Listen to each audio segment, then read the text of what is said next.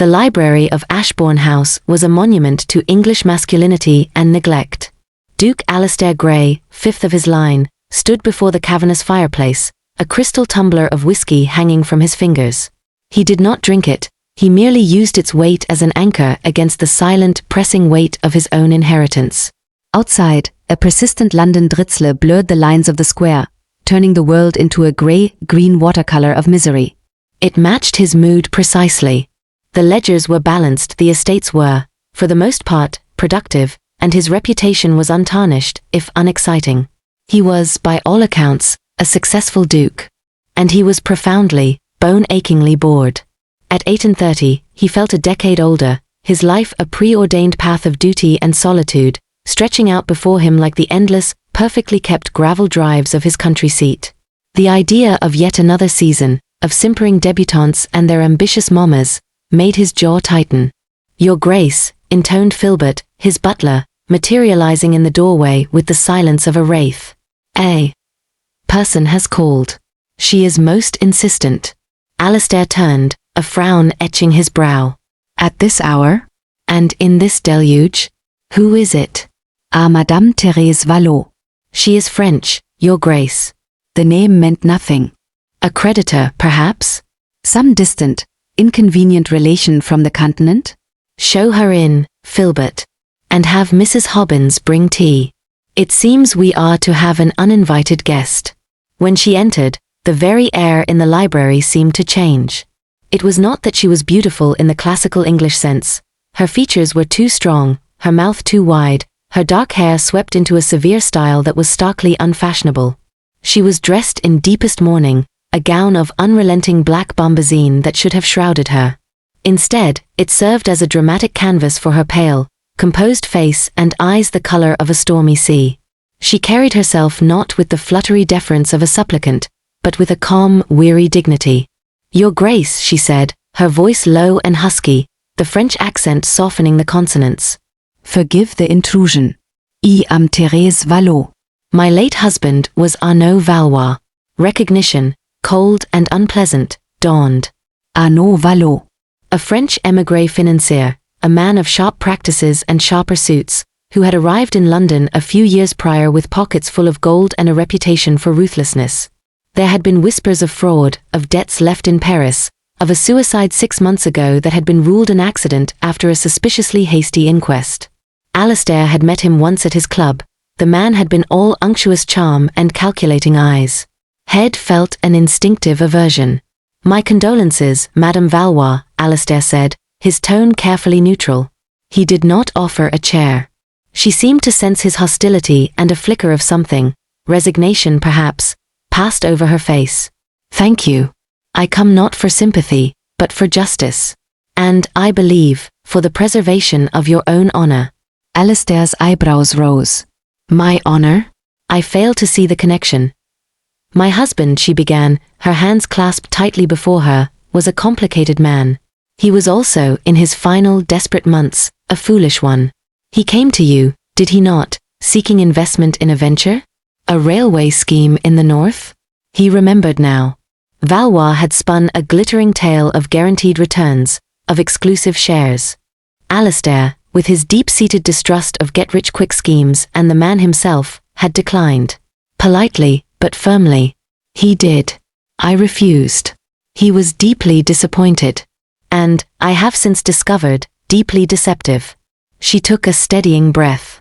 "After your refusal, he did not abandon the idea. He simply repackaged it. He forged documents, Your Grace. Letters of agreement, bearing a facsimile of your signature and seal. He used your name, your unimpeachable reputation, to secure further investments from others. Lesser men, perhaps, but men of substance. He raised over £50,000. The blood drained from Alistair's face, replaced by a slow, simmering fury. The sheer audacity of it. The danger. If this became public knowledge, even as a victim, his name would be tangled in scandal, his word questioned. "Where are these forgeries?" he demanded, his voice dangerously quiet. "Gone. Burned by my husband in a fit of panic, or so I believed. But he kept a record. A private ledger, written in a code of his own devising. It details every transaction, every forged document, every penny taken under the false banner of your endorsement. He hid it. I have spent these last 6 months searching our homes, to no avail. Then, a week ago, I found this. She withdrew a small, folded piece of vellum from her reticule and handed it to him. It was a receipt from Harrods, the most exclusive safe deposit institution in London. It was made out to A. Valois, dated the day before his death. The listed box number was 417. The ledger is in that box, she said. With it, you can prove the forgeries, clear your name preemptively, and perhaps even see some restitution for the other investors. Without it, you are vulnerable to whoever next unearths this sordid affair. Why come to me? Alistair asked, his eyes piercing hers. Why not simply retrieve it yourself? The receipt is in your hand. A faint, bitter smile touched her lips. Harrods' protocols are particular. Access requires both the key and the registered signatory, or a legally empowered proxy. My husband did not name me. The key is also missing. The receipt alone is useless. But you, a duke, with your solicitors and your influence, you could compel them. You could initiate a legal claim on the grounds of fraud against your person. And what do you want in return, Madame Valois? The question hung in the air, heavier than the smoke from the fire. My husband's name is already mud, she said, her gaze not wavering. But I have a younger sister in Marseille. Her prospects are now tied to mine. I want enough to secure her a decent marriage, and passage for myself to America, where my past is not a chain. A small percentage of any recovered funds, legally arranged. That is all. He studied her.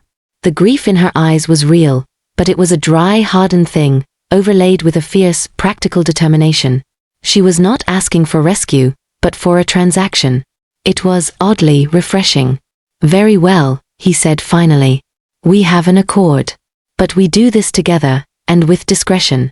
You will remain here, at Ashbourne House, as my guest. Shock broke through her composure. Itzy? That is impossible, Your Grace.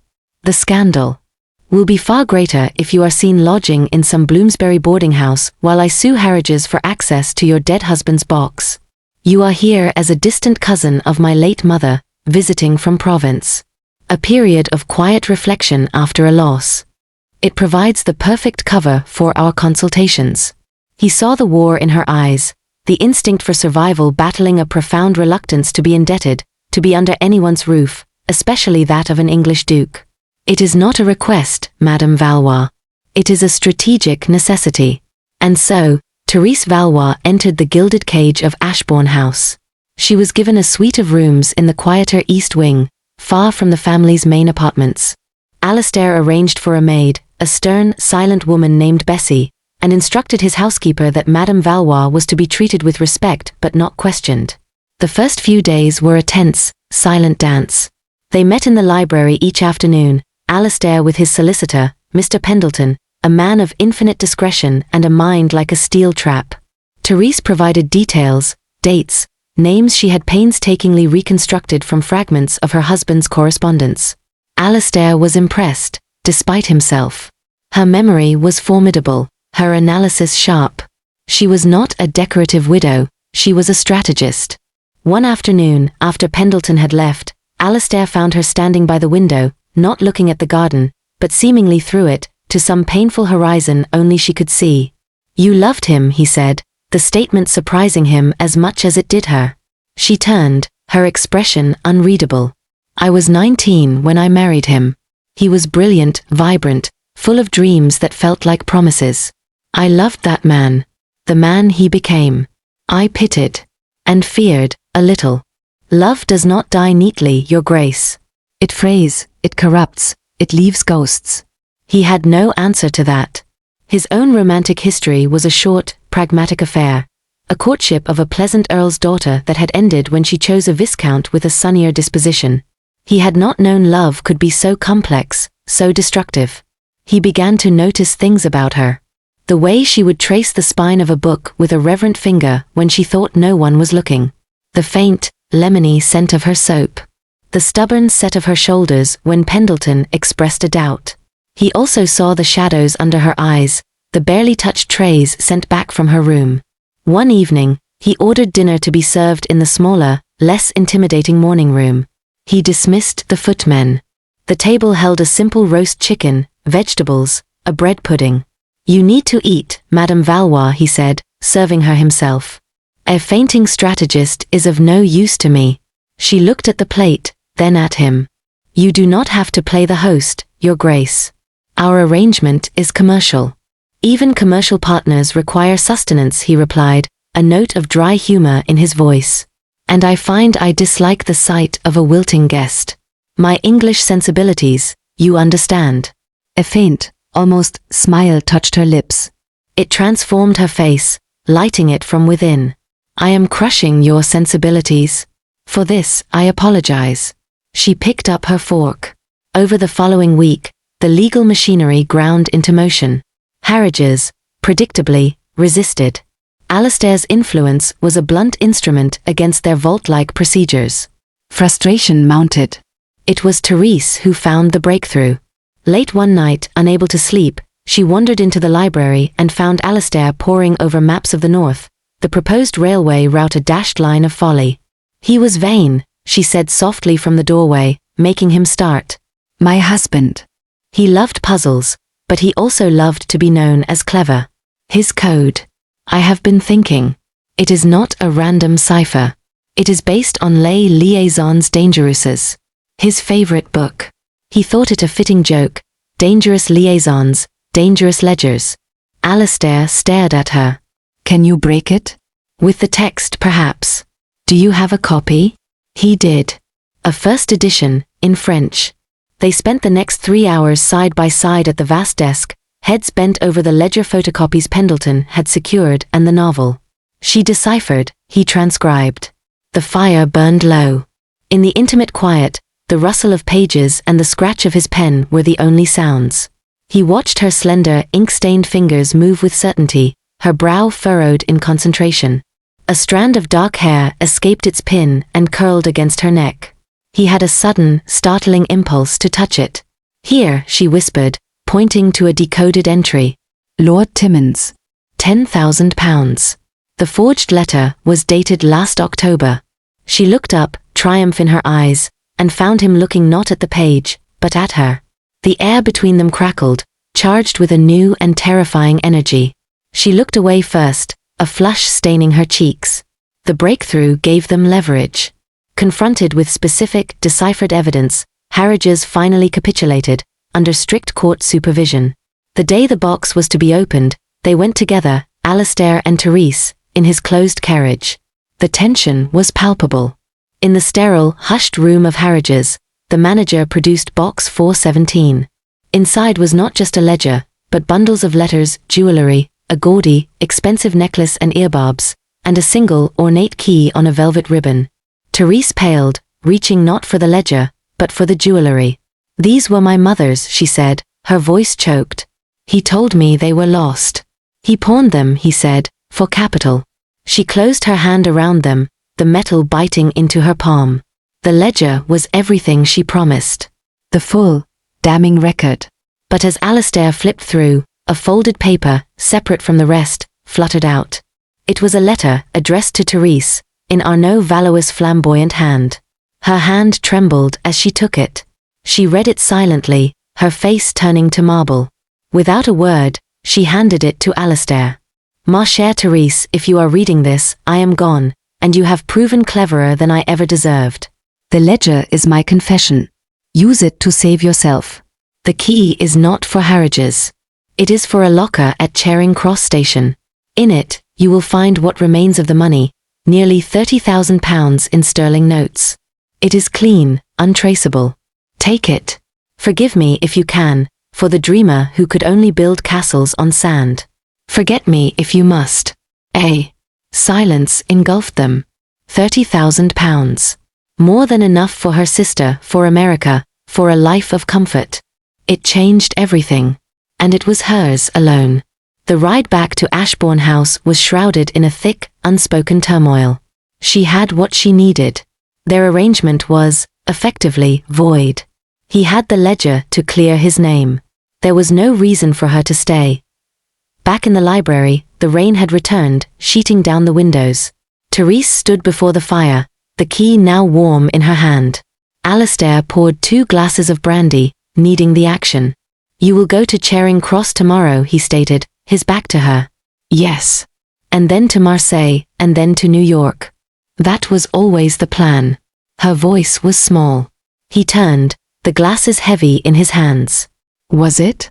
The question was raw, stripped of all ducal veneer. She met his gaze, and in her stormy eyes, he saw a reflection of his own chaotic, unexpected pain. "What are you asking me, Your Grace?" "I am asking you to stay," he said, the words leaving him in a rush, clumsy and profound. "I am asking you to forget Marseille and New York. I am asking you to consider that the future might not lie in running from a painful past, but in building something new. Here. With me." Tears welled in her eyes, but she did not let them fall. "You do not know me." "I am the widow of a fraudster. My life is scandal and shadows." "I know you are brave and clever and honest. I know you have a strength that humbles me. I know that when you smile, it feels like the sun after this endless English rain. I know that the thought of you leaving tomorrow feels like a physical amputation." He crossed the room, setting the glasses down. He did not touch her, but stood close enough to feel the heat from her skin, to see the pulse fluttering at her throat. "For the first time in my life, Thérèse, this house does not feel like a museum of duty. It feels like it could be a home. But only if you are in it." She shook her head, a single tear escaping to trace a path down her cheek. "It is too much." "The talk, the scorn." "Let them talk," he said, his voice fierce. "I am the Duke of Ashbourne. And you would be my Duchess. Not a hidden secret, but my partner." "The one who deciphered the code when I saw only chaos." He saw the conflict raging within her, the instinct for flight, honed by betrayal and grief, warring against a hope so fragile she dared not name it. He saw the memory of Arnaud's glittering, false promises warring with the solid, gruff sincerity before her. Slowly, she uncurled her fingers from around the key. It dropped with a soft thud onto the Persian rug. It was not a grand gesture, but a quiet, monumental one. A relinquishing of an escape route. "I am so tired of running, Alistair," she whispered, using his Christian name for the first time, the syllables a benediction on her lips. He cupped her face then, his thumbs brushing away the tear tracks. "Then don't," he murmured, his voice thick. "Stay. Fight the ghosts with me. Build something real." When he kissed her, it was not the calculated gesture of a duke, nor the desperate clutch of a lonely man. It was a question and an answer, a promise and a claim. It tasted of brandy and salt and a future trembling into being. Her hands came up to clutch the lapels of his coat, not to push away, but to anchor herself as the world she had known shattered and rearranged itself around this new, terrifying, glorious axis. Outside, the rain slowed to a gentle patter. In the heart of Ashbourne House, amidst the scent of old books and burning oak, a love story, improbable and fierce, began its first, fragile chapter. It was not a tale of a duke rescuing a widow, but of 2 wounded souls, navigating the wreckage of their pasts, choosing, against all reason and protocol, to forge a new legacy together. One built not on sand, but on the unshakable, hard-won ground of truth, understanding, and a love that had deciphered the most complex code of all, that of the human heart. The end. Thank you for watching. If you enjoy historical romance, strong heroines, and brooding heroes with hidden hearts, don't forget to like, subscribe, and hit the bell icon for more romantic tales.